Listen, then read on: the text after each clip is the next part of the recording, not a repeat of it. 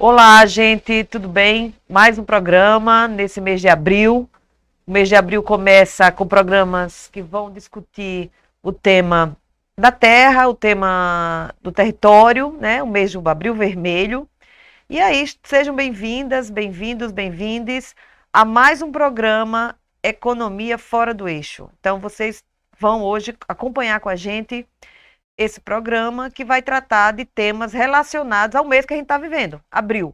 Então, nosso programa vai estar sempre dialogando, né, com o tema forte do mês onde ele está acontecendo. No mês passado, nós trabalhamos o tema das mulheres. Tivemos duas convidadas maravilhosas aqui. E a esse mês também teremos duas convidadas incríveis para tratar desse assunto relacionado à terra, território, modelo econômico, a economia centrada nesses processos de expropriação, exploração máxima da natureza. E sempre com a visão crítica, né? Sempre com a visão de quem quer apresentar o outro lado da história. E como a gente sempre começa tratando algumas notícias relacionadas ao tema que nós estamos lidando nesse programa, nós vamos agora apresentar nossas três notícias sobre as quais nós vamos debruçar a nossa reflexão de hoje, beleza?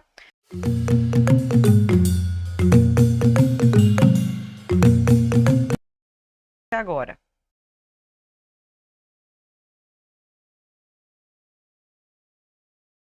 Mesmo com seca, projeções indicam que o agronegócios deve salvar o PIB em 2022. Essa é a notícia apresentada na Gazeta do Povo. Outra notícia de hoje. Brasil precisa expandir mercado externo para o agronegócios. Notícia. E a última notícia que a gente vai trazer aqui hoje é: comprar fazenda é coisa do passado. Tem gente ganhando dinheiro com agronegócios sem ter 1 centímetro de terra. Olha só, gente, é sobre essas coisas que nós vamos conversar hoje, porque, afinal de contas, será que nós estamos no país do rei do gado? Uma dessas matérias diz que o imaginário brasileiro é pautado na ideia do rei do gado. Será que é isso mesmo? Vocês concordam com isso? E por que o agronegócio tem tanto poder assim, né, gente? O agronegócios, para vocês terem uma ideia, controla metade da bancada de deputados federais. Eles têm uma bancada de 257 deputados. Agora, se fossem 257 deputados e deputadas que estivessem preocupados e preocupadas na produção de alimentos, na produção agroecológica, para que a gente pudesse comer, não é bem assim.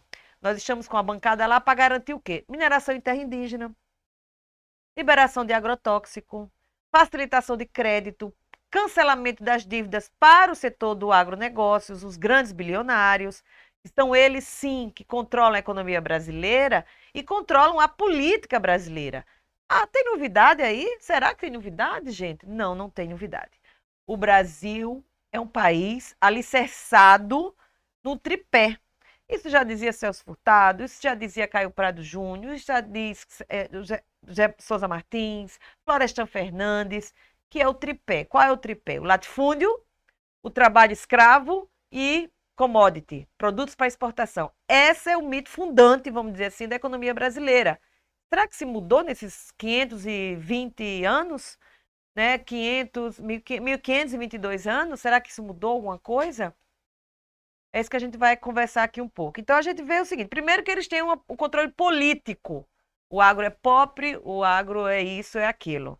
E isso cai no imaginário das pessoas. Só que, na realidade, o agronegócio, que é a força motriz da economia brasileira, claro, por que é a força motriz?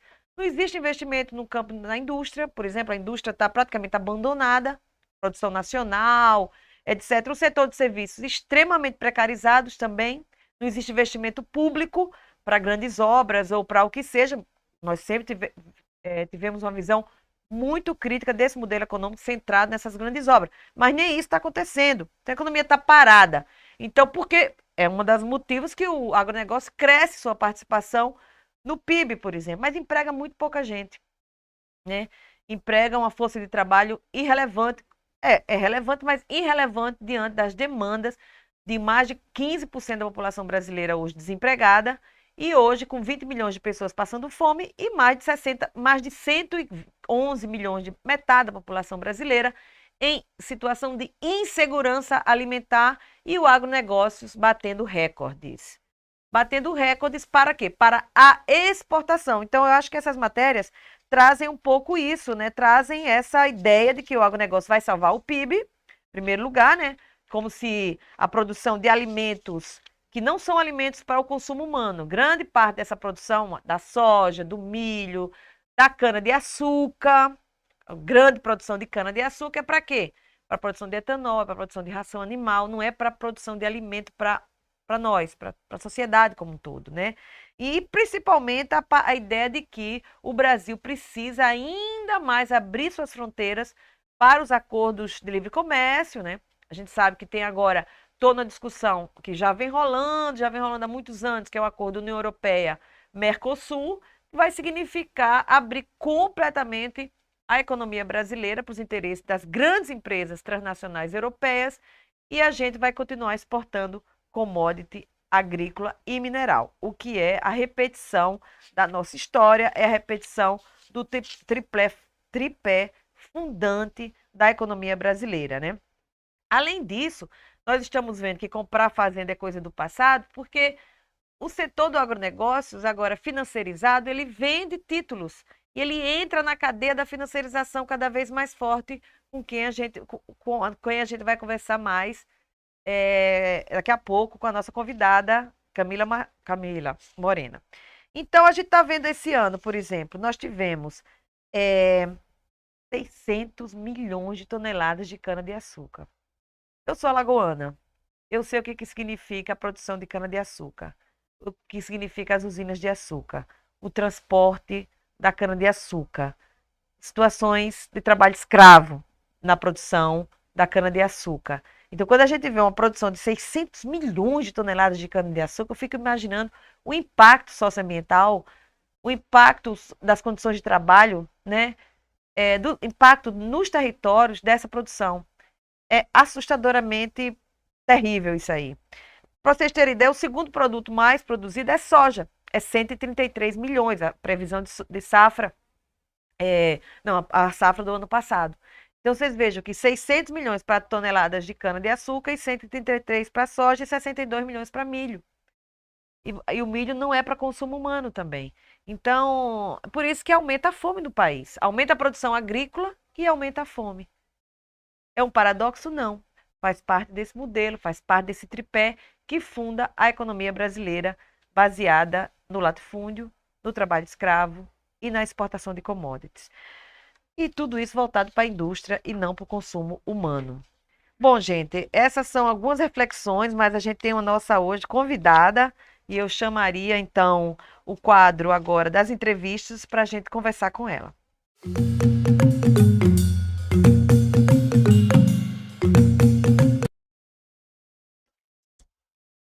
Bom, nós hoje temos o prazer de ter aqui com a gente nossa querida companheira, militante, intelectual, orgânica, a Camila Moreno, que é filósofa, advogada, socióloga, membro do grupo Carta de Belém e pesquisadora na Universidade de Humboldt, na Alemanha, né?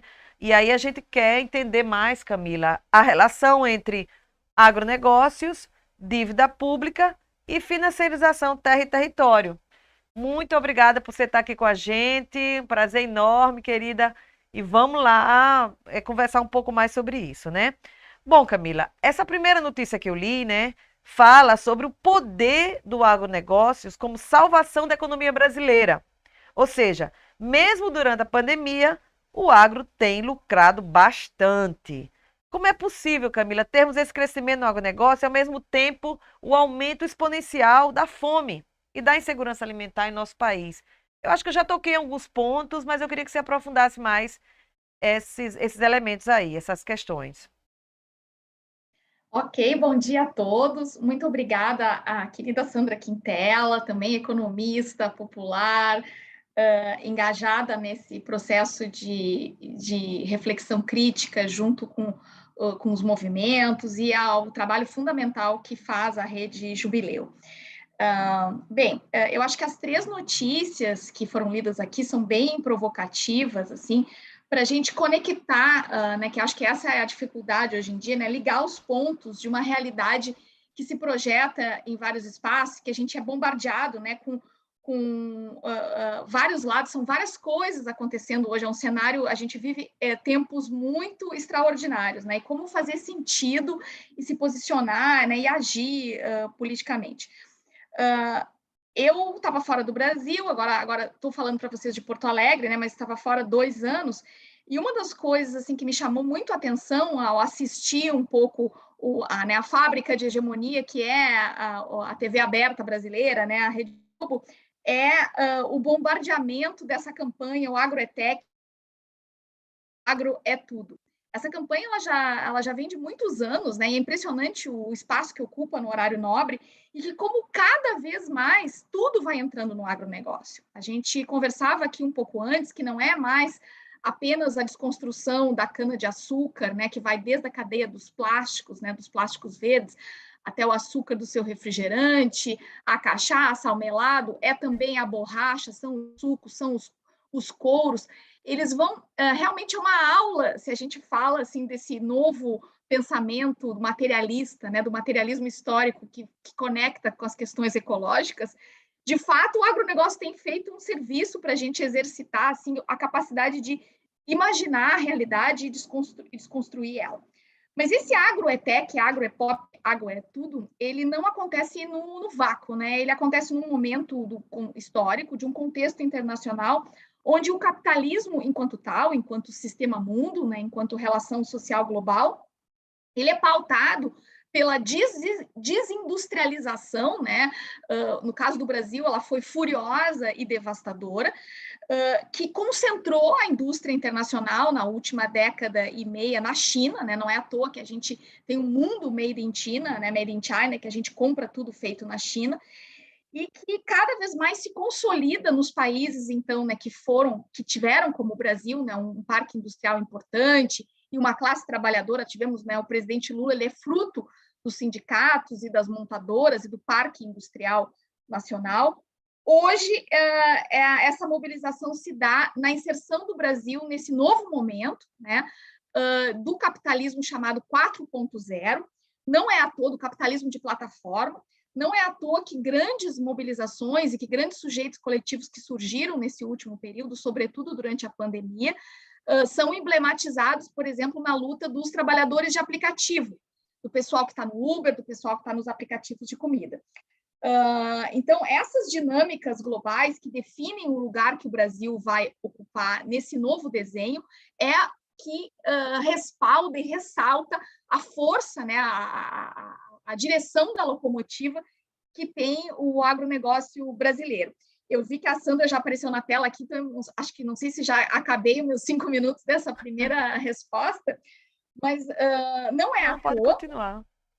Não é à toa que a gente tem também, né, eu assistindo novela para entender a realidade, que um grande relançamento da Rede Globo foi o Pantanal, né? Esse remake da novela Pantanal. A Sandra falou aqui do Rei do Gado, né? O imaginário brasileiro está pautado nisso. Exatamente. Uma das matérias diz. Uma novela que mudou o rumo da dramaturgia, da extinta Rede Manchete, há 30 anos atrás.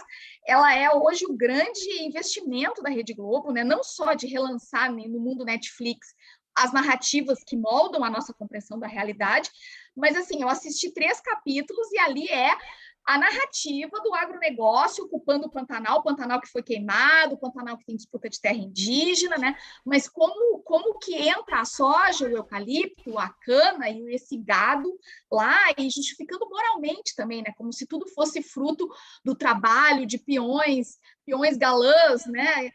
Super sensíveis, etc. Quando a gente está aqui, vai falar em seguida, né, de como isso se acopla, se conecta com fluxos de capitais internacionais, com interesses estrangeiros, que embora mobilizem, né, toda essa conversa da moda de viola, e a novela traz o Almir Sater, e músicas lindas, e fotografia apaixonante, como isso, na verdade, oculta o que está de fato acontecendo no território brasileiro. Eu não sei se a Sandra quer fazer algum Não, comentário. eu acho que é por aí. Eu acho que é como que vai se criando ideologicamente e se vai, vamos dizer assim, legitimando, né, um processo que, nesse ano de 200 anos, já chamada independência, né, onde a gente sabe, por exemplo, que essa independência foi bancada pelos senhores de escravo na época, nos latifundiários da época, para que não houvesse a abolição da escravatura, né?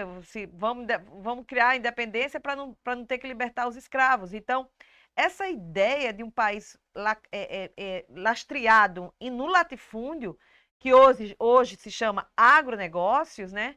E como eu estava falando nos comentários iniciais, como alagoana que sou, uma economia toda centrada no latifúndio, que é a economia alagoana, agora com mais turismo e tal, mas toda a vida. E eu circulava pelos canaviais e via as condições de trabalho ali das pessoas.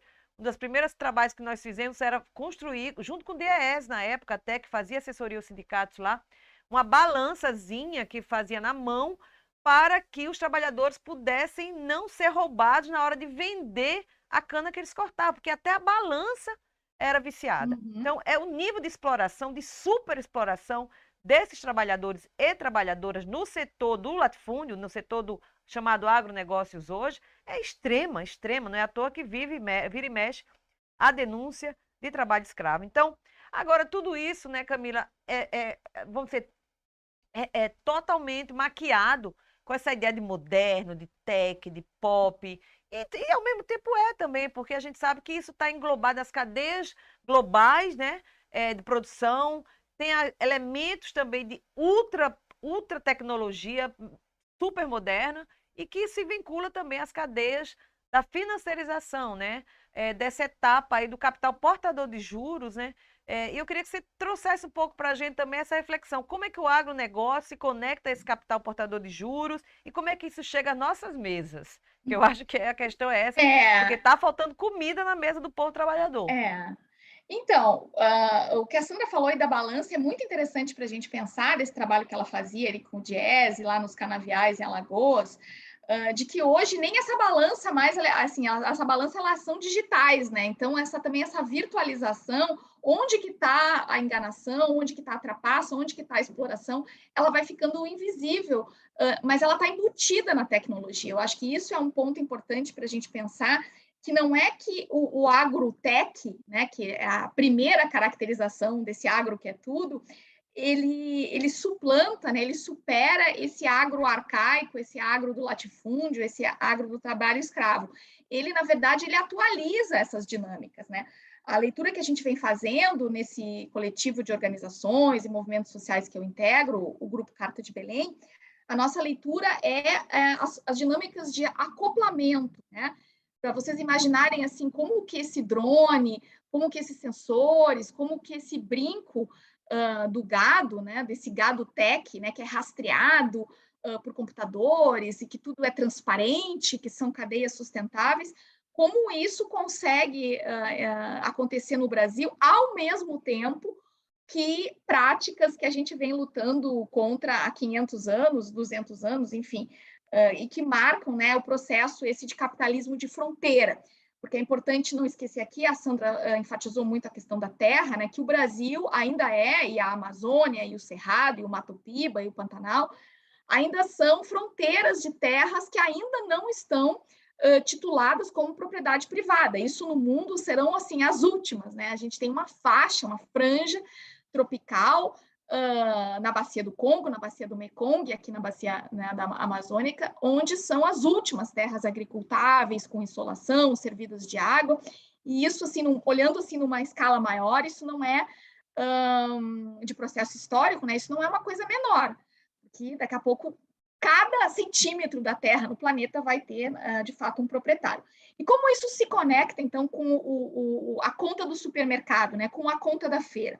Pois bem, essa redivisão internacional do trabalho, que hoje a gente lê muito mais como uma redivisão internacional do trabalho e da natureza, há 20, 30 anos atrás, a esquerda lia como, não sei se a Sandra vai lembrar, né, a trilateral, né, os planos da comissão trilateral para definir para além do que decidem, né, os parlamentos e os governos eleitos, o que vai ser especializado, que destino vai ter cada parte da terra para integrar esse capitalismo global.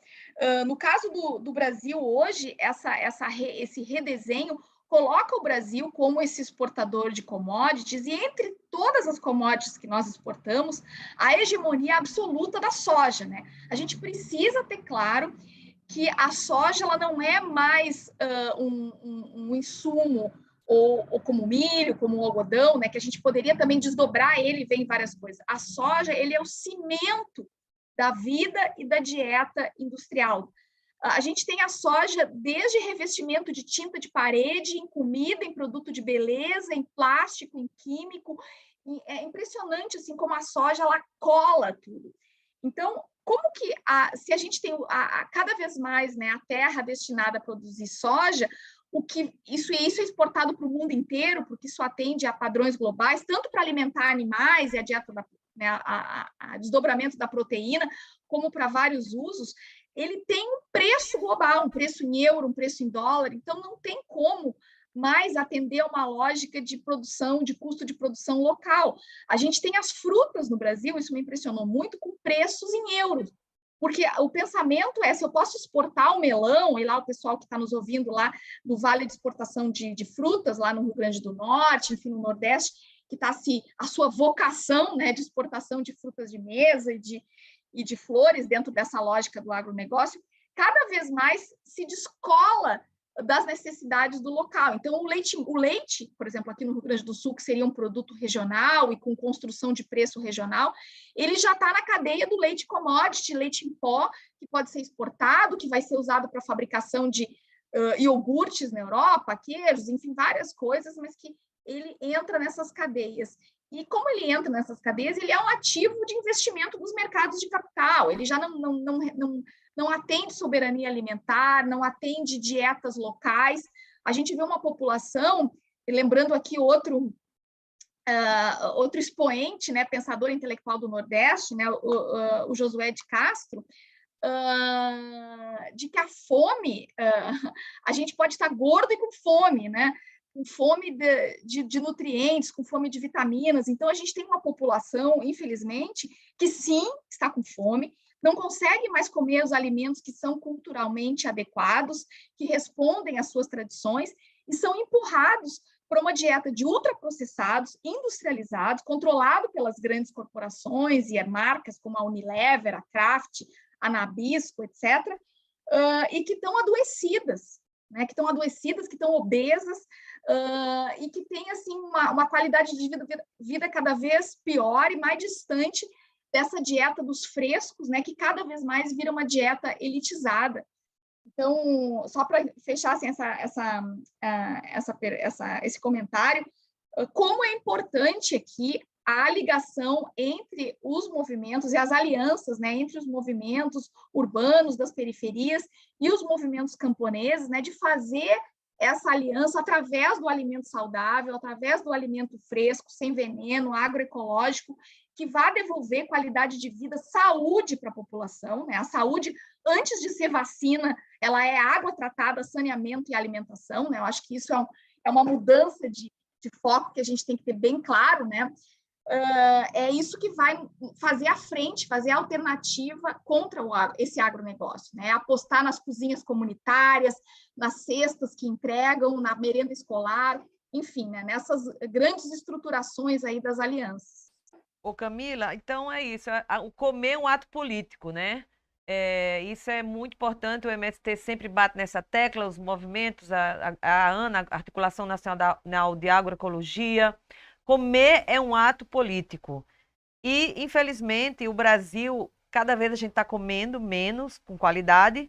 1 quilo de cenoura a 10, 12 reais e um miojo a R$ 1, as populações empobrecidas, ganhando um salário super achatado, desempregada, com fome, insegurança alimentar, vai comer o quê?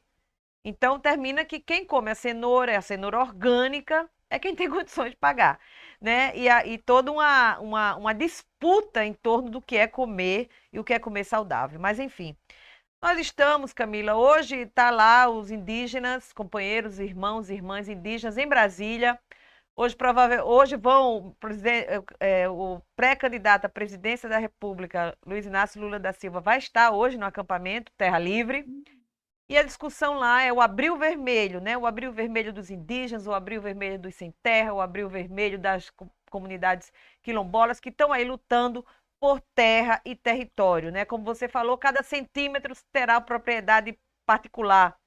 E esses povos tradicionais, as propriedades são coletivas, né? Então já entra aí uma contradição terrível nos interesses desses limites, dessas fronteiras do capital, né? Nada como privatizar tudo. E quando se privatiza tudo, nos privamos de tudo também. Isso eu acho que também é importante a gente ressaltar. Enfim, então, saudação aí aos povos em luta. E por isso eu queria perguntar para você, mas o avanço sobre esses territórios, dessas populações tradicionais, aprofunda ainda mais essa tríade fundante, né, da economia brasileira e com isso aumenta as desigualdades, né? Como é que você comentaria isso aí? Eu acho que o que é claro para nós e que é muito diferente, assim, a minha experiência de ver como se pensa o poder, por exemplo, na Alemanha, no Norte, é que aqui no Brasil a gente não consegue ter uma reflexão política dissociada, é impossível, né? Dissociada da propriedade da terra, do controle da terra e do território. Né? A Sandra começou aqui esse programa lembrando o tamanho da bancada agropecuária, né? A bancada do boi, da Bíblia e da bala, né? Que a gente tem no Congresso. Mas para nós, eu acho que esse é o diferencial de pensar a partir do Brasil, né, e de uma reflexão latino-americana e que não é colonizada no sentido de copiar as teorias, os esquemas interpretativos, né, e simplesmente virar um reprodutor de quem pensa lá fora, que a nossa ciência política, e a gente teve grandes pensadores sobre o Brasil, desde o Brasil, é que a riqueza ela nunca é abstrata, né? Não existe esse dinheiro não trabalha, né? Ele só a única forma do dinheiro se reproduzir e reproduzir o valor, né? Voltando e capturando mais natureza. Não é à toa que a gente fala da expansão da fronteira agora, né, de acumulação e de mercadoria sobre os ativos do capital natural, né? Isso é tema para todo um outro programa.